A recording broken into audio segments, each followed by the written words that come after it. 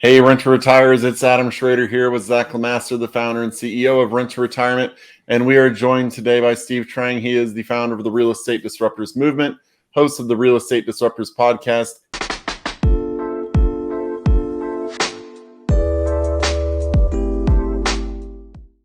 But what he's best at is the real estate sales trainer. Steve, thank you for joining us. Thank you for having me. I'm honored.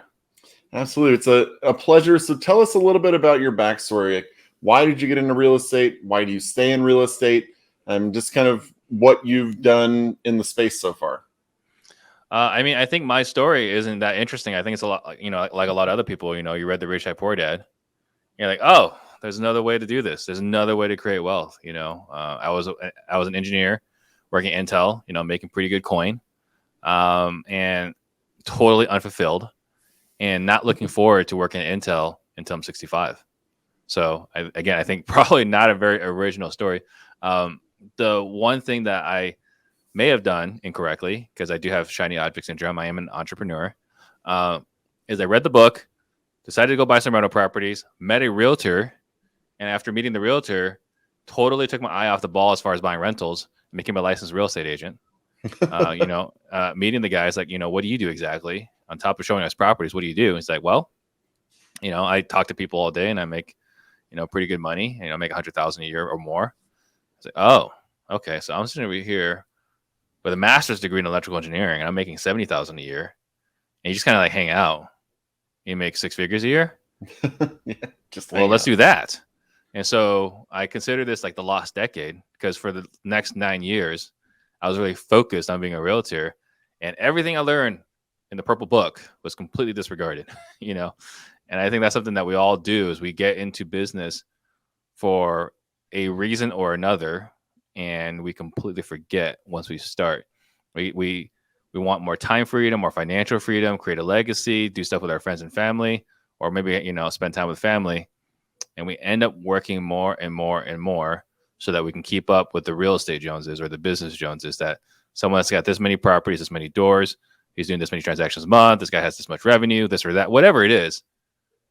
We're always chasing and competing versus remembering why we started. So, Steve, I imagine that you've made this transition. I mean, you talk about this lost decade of, just keeping up with the real estate Joneses and just sales. But I mean, I assume you've also kind of made this transition as you're reflecting back on this of building your own portfolios as well, right? Have you kind of come around full cycle and started to look at the next 10 years? I mean, what does your portfolio kind of look like moving forward? Well, I wish I could tell you something wonderful. The reality is I started in 2007. And so perfect timing. So what I jumped into was, a really rough time where my environment is every realtor I know is losing their business, getting their butts handed to them by the market and getting divorced. Every contractor I know is getting the butt handed to them, losing everything, and getting divorced. And so this was not a good time. And we may be potentially, entering this time again. And going through that, again, all the things we learn about leverage and this and that, what I got to experience working with people that were truly wealthy was they bought all their properties cash, right? Because you're buying properties cash, $30,000, $50,000, $80,000 at a time. It didn't take very long so that you could buy another property again because you could just buy another property every other month from the cash flow. And so I go from 10% down in leverage to, oh, this is what real wealth looks like. And they're buying properties cash. And by the way, everyone that read the books and got leverage have lost everything. And so unfortunately, I didn't take necessarily the right lessons, but I bought properties cash. So I have rental properties and they're all owned in cash. And the reason why is because I saw what happened. And I'm not saying this is the right thing. It's just these are the things that happen as you experience life and business. So I don't have a great rental portfolio, but I have a really healthy nest that if things ever get really bad again, I'm going to be perfectly fine.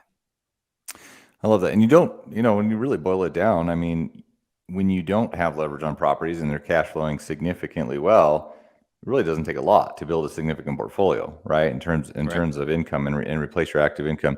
Steve, you're all over YouTube, man. We see you all over the place. Jumping up on creative finance, wholesale. You're really just this, huge agent that teaches people how to increase their sales volume. Real Estate Disruptors is your community. You have this mission to create 100 millionaires. I mean, what's that all about? Tell us more. So the very first personal development book I read when I first became licensed and started, trying to help people buy and sell houses was Think and Grow Rich. And Think and Grow Rich, right? Like the cornerstone of that is Andrew Carnegie. And this guy in his lifetime became the wealthiest man alive.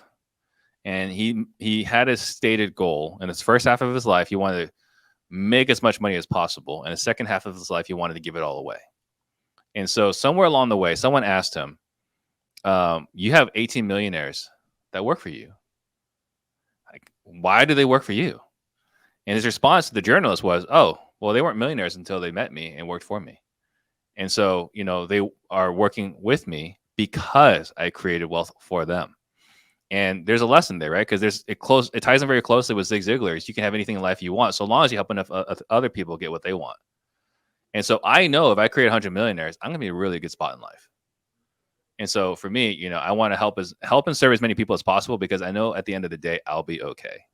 And that's a metric I can track, right? I can track how much my net worth is, but that is a pretty narcissistic goal. But if I can track how many people I've helped and served, I'm going to be all right. And that's the reason why.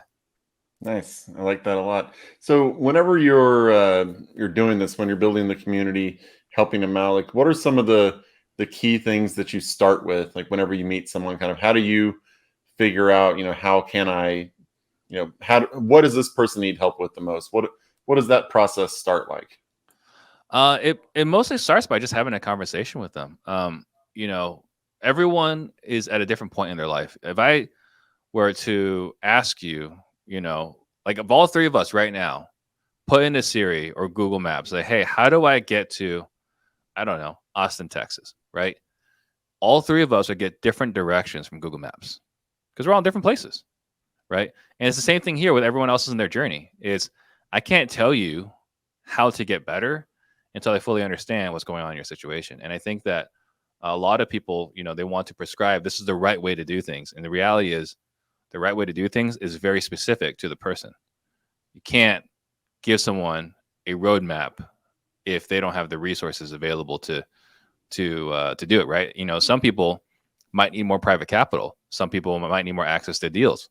Some people might just need some more free time. Some people might need to wake up a little earlier, right? Like we all have different struggles and different access to resources, and we need to optimize our approach based off of our existing circumstances, existing knowledge, and mindset, and this and that. So really, and when we're working with someone to help them, it really comes down to having a conversation with them, really understanding what's going on in their lives. I love it. It's powerful. And I love what you said about helping people. I mean, that's really, it comes back full circle. And I think all of us are in this business and it's rewarding. We stay in this business because we're helping people, even if it's clients, right? Mm-hmm. Or if it's other investors that are seeking to improve their investing portfolio and make progress. I mean, that's what's truly rewarding. That the monetary aspect, I think, gets old rather quickly. But Steve, something we don't have a lot of real active realtors on our show, and that's something I'd like to dive into a little bit deeper, like, just on the realtor side. So I think the first question I want to ask you is this something necessary if people want to be like a full-time investor, they're interested in real estate in general, is that something they should consider is getting their real estate license? But often we see many people that like do that before anything else because they think that's the first step and then they do nothing. And they lose a decade. Yeah. I mean, but they're not even really actively selling. But many people are extremely successful and become better investors. And then you have tools and, to reduce fees and, so what's your opinion on obtaining agent status? I don't think it should be a priority, but I do think it's important. We talk about Stephen Covey's, 7 Habits. I would say this is important, but not urgent. Being a licensed realtor, you do get some advantages. You do have access to MLS, tax records, and you could do that in other ways, but it's not quite the same. You might be risking someone else's license or whatever. But you do have access to more information. And, it's kind of funny. I went to real estate school back in 2007. And when I walked out of real estate school, I think back, like, I learned absolutely nothing. Like, the only thing I learned that was valuable as a realtor was that an acre is 43,560 square feet. That's it. That was the only thing I learned that was valuable. Everything else was a complete waste of time until I became an investor. And then those things I learned in real estate school were actually applicable, because the way the Arizona, or I imagine all state contracts are written, it's written by an attorney. You can't screw it up. So actually understanding real estate law, or rules, regulations, principles, terms, definitions, and stuff like that, was totally irrelevant as a licensed realtor. However, some of the biggest deals I've done as a real estate investor were as a result of things I learned in real estate school. So I think that Interesting. it's valuable. It's not urgent, but I think it's something that you definitely want to have at some point in your back pocket. When you're working with someone to assist them in kind of like, being a better agent and improving their sales volume or sales skills, I mean, what are some of the common mistakes you see people consistently making, or like some key improvement areas that you try to focus on? I think some of the biggest things is, unfortunately, putting yourself inside the prospect's head, assuming they want a certain thing. So, and I just want to clarify, when I do real estate sales training, it's for helping people buy houses, like negotiating deeper margins and so on.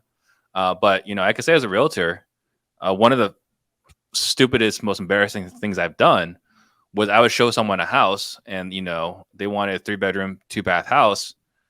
And for me, a 3-bedroom, 2-bath house smaller than 1,400 square feet is like, why would I ever live in a house that's smaller than 1,400 square feet? I'm putting my own biases into them. And so I would show someone a house, and they're living in an apartment, they're in a 2-bed, 2-bath or whatever, and they've got a kid, and, they just want something a little bit bigger. And here I am, coming from, the engineering world and having different standards and applying or imposing my standards on them, my preferences on them, and really, upsetting them, saying, what is it about this house that you want? And again, I'm putting my biases on someone else. And I'm not saying I came from money, like I grew up in a mobile home park. But, as we grew and, created more wealth, had some more success, we have different standards. And then you show someone else, who's got a different set of standards, and you embarrass them by, imposing your standards on them. The other thing as well, we're talking about sales, is we all sell. Our natural selling style is our buying style. If we don't have a selling process or a selling system, the way we sell is how we buy. And for me, I'm the kind of person that loves having information. I want to do as much research and due diligence as possible before pulling the trigger. So, if I were to go into, let's say, for example, a car dealership, it is not outside of reason for me to know about the car, more about the car than the salesperson, right? So when I show up, my intent is to buy. I'm going to beat you up in price and buy the car. And so when I first started selling, I thought people bought this way. They gathered information. They knew what they wanted, and then they would buy more or less objectively.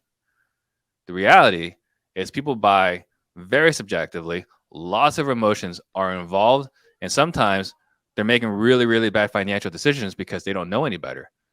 And man, it took a long time for me to unprogram the way I buy and learn how to sell in a manner that someone wants to buy. So I had to match my selling process to their buying style. And that was one of the toughest evolutions I had to do, because I'm so weird and different than most people.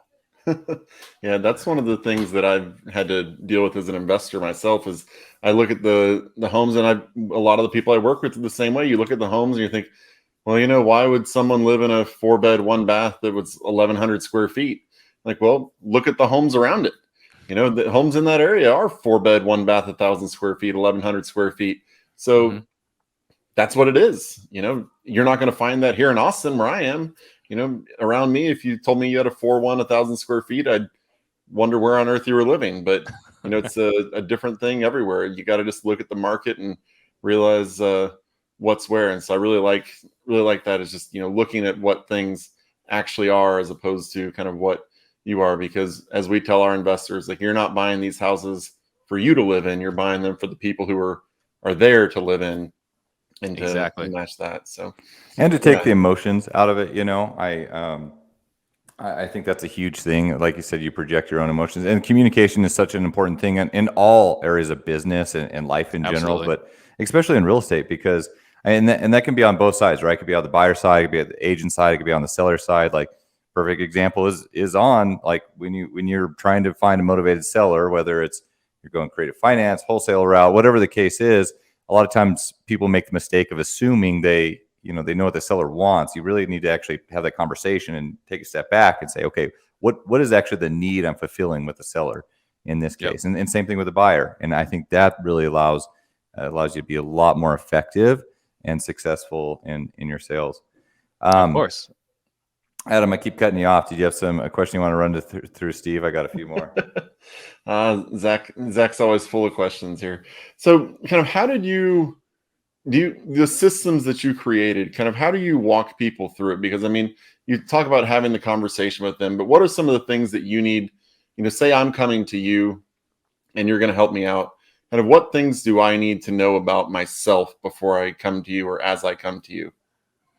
Yeah. So you're talking about as a potential person for me to work with. Yeah. Like I want to learn how to sell. I mean, even because this seems like all the training stuff that I'm seeing is, yes, it's real estate related, but I mean, this can help you in pretty much anything. I mean, all facets of life. Everything. Absolutely. One of the funniest things is whenever I was talking with someone about sales years ago, he said, well, are you married? And I said, yes. He said, well, that's the biggest sales job you'll ever do in your life. And I was like, well, that's pretty true. So some people are better at that than others, by the way, Adam. So there are a lot of parallels in sales and parenting and dating and teaching, right? There's a lot of parallels because there's a lot of understanding the other person and getting them to modify the behavior or your behavior in a certain way that makes everyone happy. So I think the biggest thing is, first and foremost, is figuring out what you want, and that is a tough exercise because most people don't know what they want. So the first thing is figuring out what you want and what's important about it. And then after you figure out what's important about it, what have you done so far? So one of the things we do, as far as the helping people in the real estate business is that if you've never done a transaction before, I actually won't work with you. And it's not that I don't want to work with you. It's just that, and it could be a limiting belief, I'm not sure I have the resources to help you to do your very first deal. And the reason why that is that it's, you look at like the steam engine, right? To get the steam engine started, it takes a lot more effort and energy to get the steam engine started. But once it's going, the rest of it is just moving obstacles or moving hurdles and, some of them maybe obstacles or challenges or marketing effectiveness or budget, this or that. Like we can figure all those other things out. But getting someone to understand that they're allowed to be successful, that is a large mental hurdle for more than half of the population, right? So I think the first thing is figuring out where you're at, what you've done, and then, where your obstacles are. But, this might sound bad, but if you haven't done a transaction yet, we actually won't work with you because there's a whole bunch of baggage that, not to say that it can't be undone, but I know it's going to be a lot more involvement in our part. And I just don't have the resources, unfortunately, to help everyone that's in that boat. See, that's important. You know yourself. I tell all the time, know thyself. And if it's not going to work for you, then it's not going to work for them. And then nobody walks away happy. When you say first transaction, do you mean, in any capacity? Is this as an agent? Is this an investor buying an investment property? Could it be? Yeah, so this could be anything? Investor buying a rental property. This could be investor trying to do their first wholesale deal. This could be someone trying to do their first flip. This could be a realtor doing their very first transaction. You got to remember, in the licensed realtor community, 60% of licensed realtors have never done a deal in their lives. That's crazy. Mm-hmm. Like that's a lot of people that are working or, looking like they're working for no benefit or result.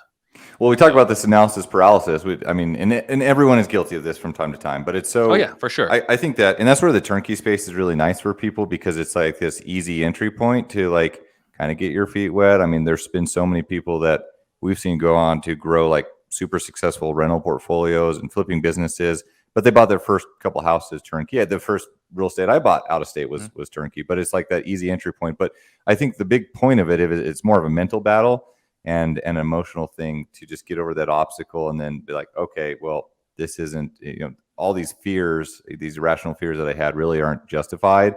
And it's just about like taking action. And so I think what you say is really important though, because probably a lot of people are getting in their own way and stepping on their own feet to just like move forward, and they have to get past that mental anguish, right? Yeah. I know, like, I've gone to many, real estate events, seminars, whatever you want to call them. And it always seems like the first day and a half, maybe 2 full days, they're working on mindset. And the whole time I'm looking at it is like, why are we spending so much time hyping and motivating and inspiring people? And I get it, like, if they're not motivated, inspired, they might not buy your product, whatever. So I can kind of get that part. But it's like, why do they spend so much time on this? And then I'm on the other side, on the education side, and I witness it. And there are a lot of people that just really need to be pushed to take action. And I'm not the kind of person that can motivate and inspire someone to take action. I'm the kind of person that's like, hey, like, here's some tactical ways to move forward. Here's some ways to take less risk, to increase reward, this and that. But a lot of people spend a lot of time motivating and inspiring, and I think it's necessary. But again, like, for me as a consumer, paying for an event, whether it's a few hundred or a few thousand, listening to someone try to motivate me, look to your left, look to your right, massage your neighbor, this and that, like, it's like disgusting to me. But the reality is also like the most of the world needs it. Yeah, I mean, I remember reading when I was first getting started, and we constantly reference Kiyosaki, right? And a lot of that is just conceptual, like mindset. And it's very rudimentary to a level where it's like, okay, people just changing your mindset. But I remember I used to hate reading the mindset books and stuff. It's like, okay, just tell me what to do. Give me the concrete action. And then going back in time, now that we're more successful investors and have this business, everything else, it's like, I actually really enjoy reading the mindset stuff, and it really resonates with me because sometimes you just need to be, reminded to be back in that mindset stuff. And it's so powerful. So yeah. And again, remember, like, most people don't give themselves the permission to be successful because, whether in childhood upbringing or other, family or whatever, like, they don't think it's fair to make money. So we got to get through that. And that's like one of the biggest hurdles. Yeah. They're not deserving, right? Profit's a bad word for, some communities. Yeah. Very true. Very true. So you created, we're talking about the sales here, but you also talk about how you do some wholesaling. You created an entire blueprint to it, your disruptors blueprint that you have. Yep. Can you talk a little bit about kind of how you got into the wholesaling business, why you have stayed in it some, and kind of what about that area just appeals to you? Yeah, I appreciate the question. So I completely got into wholesaling by accident. So again, being a licensed realtor, I was blessed to be able to do short sale listings. I was blessed to be able to get accounts with Bank of America, Chase Bank, Fannie Mae, that kind of stuff. So I was able to list, foreclosure properties at a time when that's what you needed to survive. But obviously that party was not going to go on forever. And so I got into coaching, and I didn't want to get into coaching. I thought like spending $1,000 a month was, too much money at that time. And so when I got into coaching, one of the first things I learned was, the importance of unique selling proposition.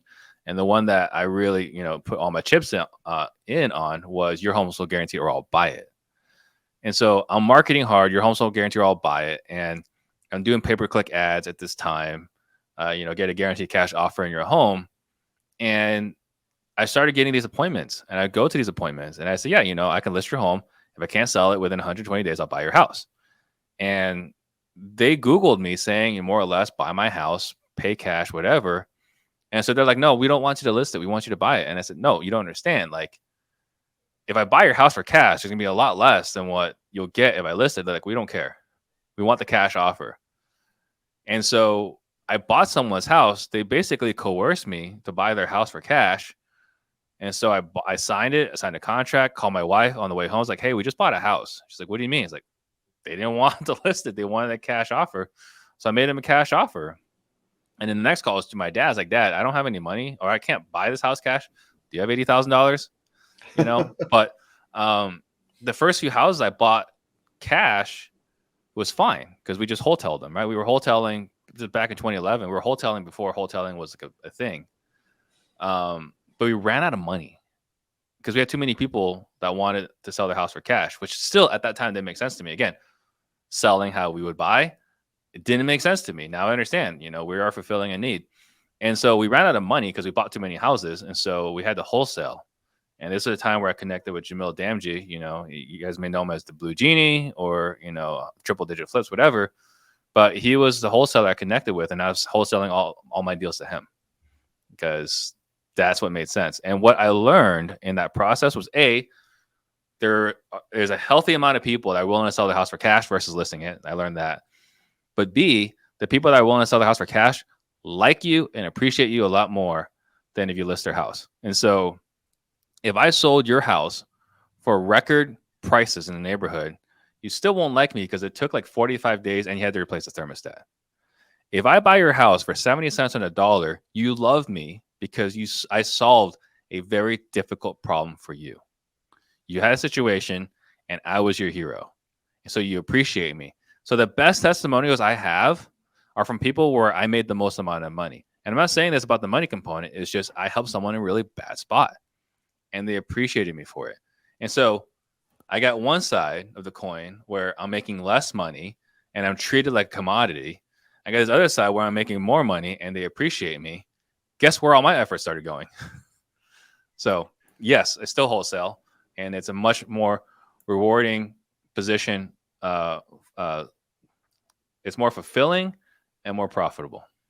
So that's so interesting that you worked your way into wholesaling through trying to just typically list houses as any realtor would and just good advertising. But naturally that advertising caught the attention of people that really just wanted to exit their house and just wanted you to buy their house. Right. And they're fine selling at a discount. And that again, that goes back to what we were talking about projecting your own beliefs on other people. Like you don't assume that everyone just wants to sell their house for a top dollar because there's plenty of people that don't. But that also brings up another point that I think is talking about like whether it's important to be a realtor or not.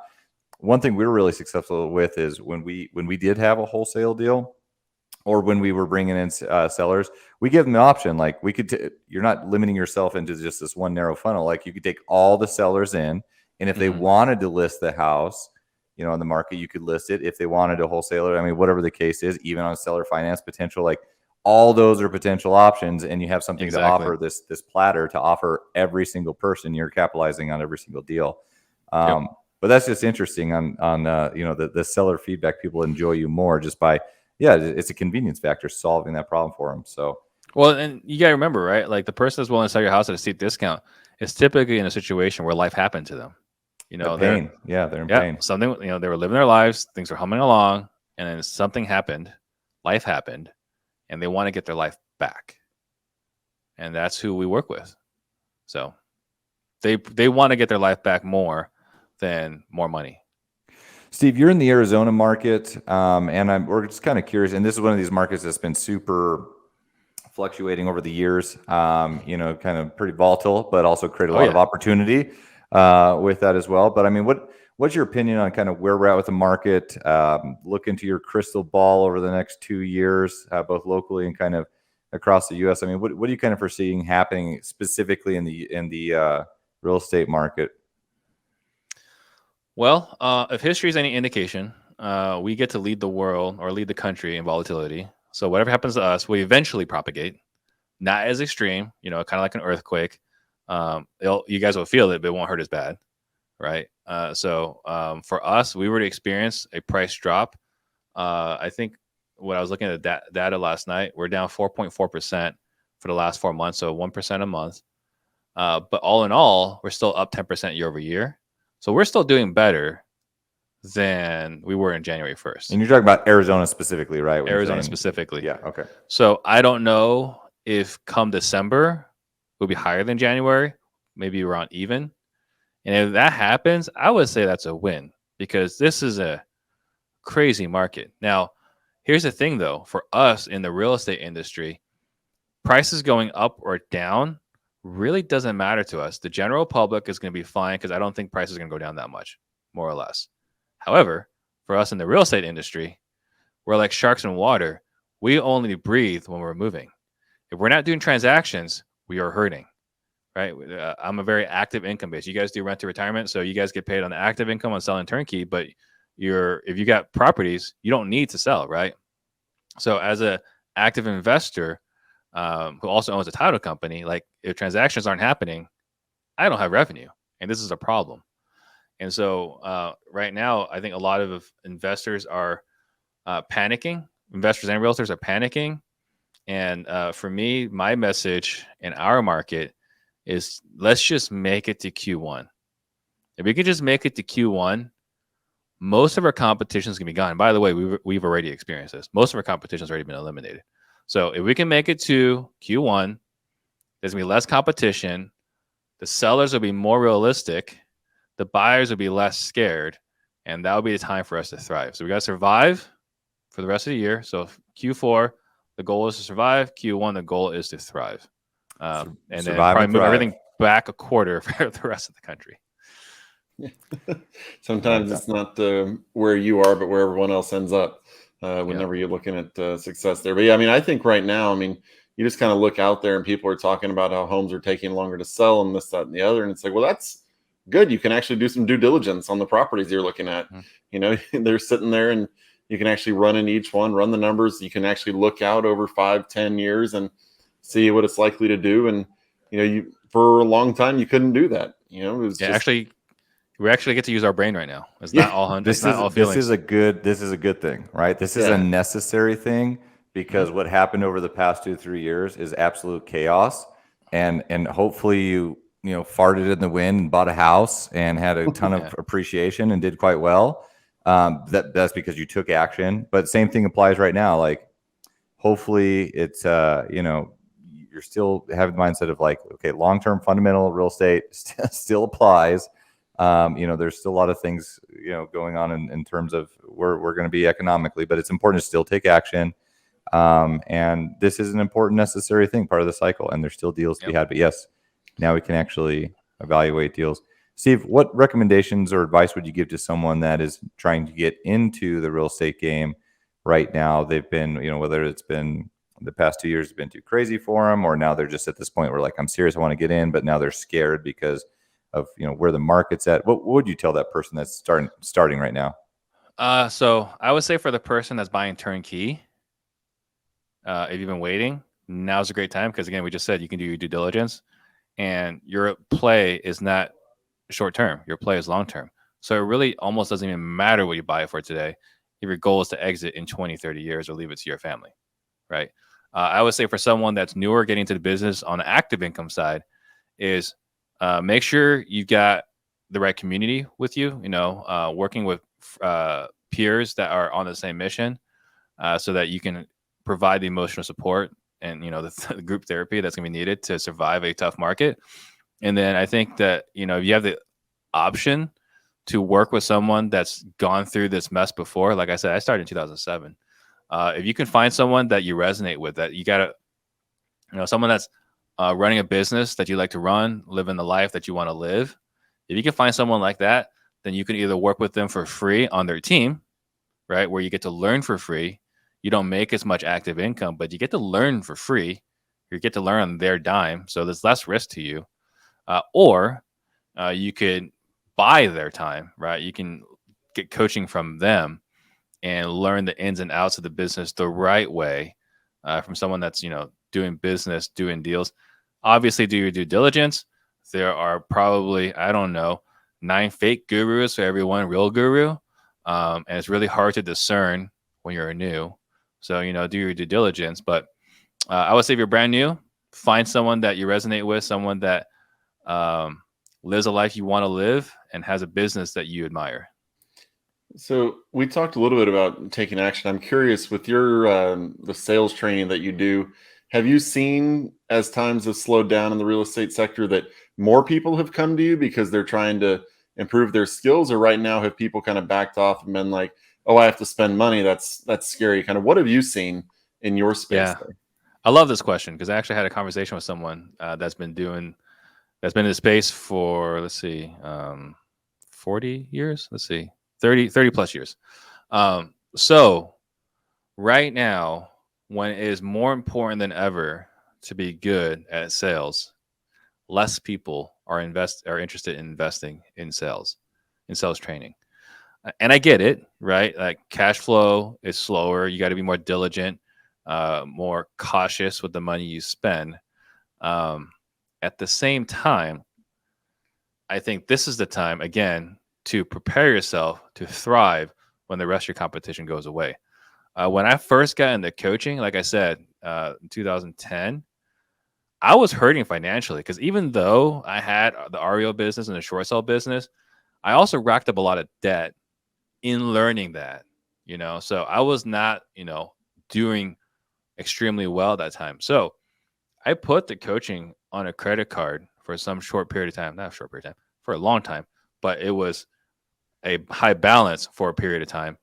And I invested in myself because what was my alternative? It was either invest in myself or go back and get a W-2. And that was not an option for me, right? So I think there are people right now that are struggling. It's like, should I invest in myself or, should I just spend money on marketing?